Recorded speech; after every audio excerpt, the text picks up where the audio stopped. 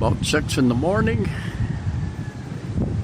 and we finally got a little bit of rain. This is the driest spell I have witnessed in 8 years in the Philippines.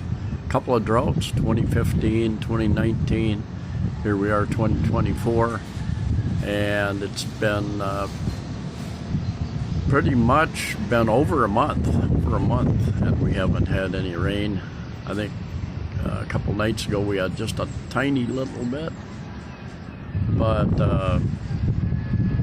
yeah, a little bit again this morning or last night sometime, and looks like we may get a little more today, hopefully.